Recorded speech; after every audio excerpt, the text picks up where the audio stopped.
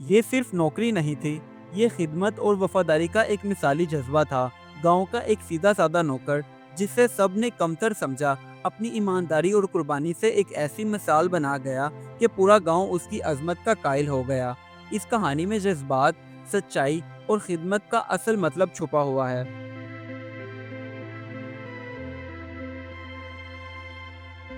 یہ کہانی ہے نور آباد کے ایک چھوٹے سے گاؤں کی، جہاں کے رہنے والے لوگ سادہ دل اور محنتی تھے۔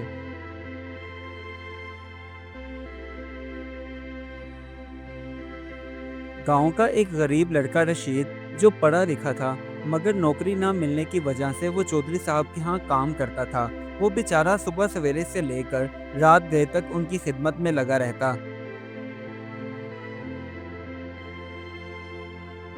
وہ جب بھی کام پر جاتا تو گاؤں کے لوگ اسے کم عقل اور بیوقوف سمجھتے ہوئے کہتے، تم چودھری کے ہاں نوکری کرتے ہو، اور ایک بات ہمیشہ یاد رکھنا، نوکر بن کر کبھی عزت نہیں ملتی۔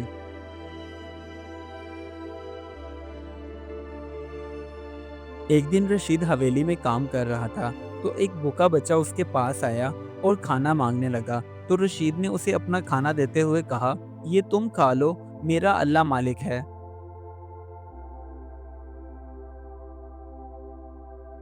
اگلے دن وہ بچہ دوبارہ آیا اور رشید سے پھر کھانا مانگنے لگا، تو رشید نے اسے اپنا کھانا پھر سے دے دیا۔ یہ سب چودھری صاحب بھی دیکھ رہے تھے، مگر انہوں نے کچھ کہا نہیں، بس چپ چاپ دیکھتے رہے۔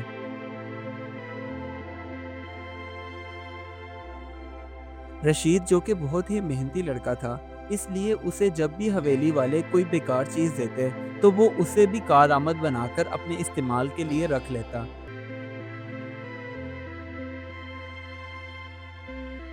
ایک دن چودھری صاحب کی طبیعت بہت زیادہ خراب ہو گئی، تو رشید سارا دن ان کی تیمارداری میں لگا رہا تاکہ چودھری صاحب جلد از جلد صحت یاب ہو جائیں۔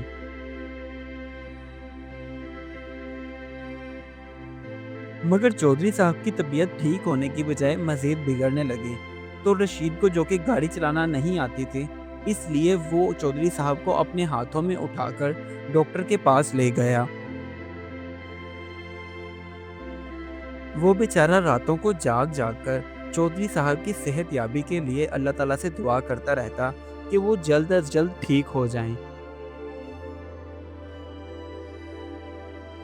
چند دن گزر جانے کے بعد چودھری صاحب کی طبیعت بہتر ہونے لگی، تو وہ رشید کا ہاتھ پکڑ کر حویلی میں ہی چلنے پھرنے لگے۔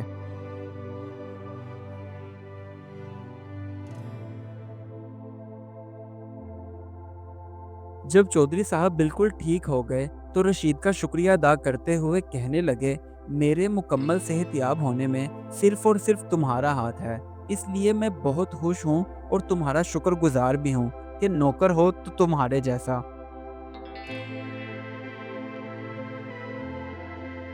اگلے دن جب رشید کام پر گیا تو چودھری صاحب نے اسے نئے کپڑے دیے اور ساتھ میں یہ بھی کہا، آج سے تم میرے ملازم نہیں بلکہ میرے بیٹے ہو۔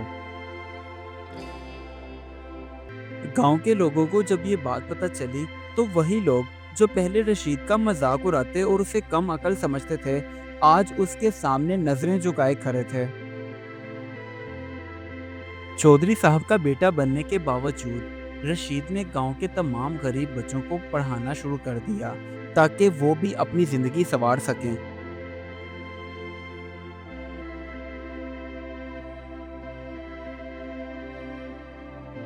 اتنا سب کچھ بدل جانے کے بعد بھی رشید کے اندر وہ نرم دلی والا جذبہ کبھی ختم نہیں ہوا، اس لیے وہ پہلے کی طرح ہی ہمیشہ لوگوں کی مدد کرتا رہتا۔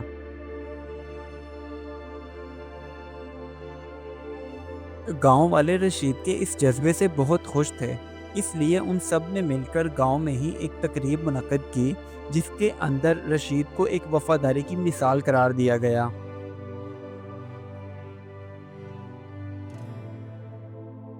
چودھری صاحب نے بھی اپنی جائیداد میں سے کچھ حصہ رشید کے نام کر دیا تاکہ آنے والے وقت میں اسے کسی قسم کی بھی مشکلات کا سامنا کرنا نہ پڑے۔ رشید نے کبھی اپنی سادگی نہ چھوڑی بلکہ عاجزی ہی اختیار کی۔ اس کہانی سے ہمیں یہ سبق ملتا ہے، سچی وفاداری کبھی ضائع نہیں جاتی بلکہ وہی سب سے بڑی دولت بن جاتی ہے۔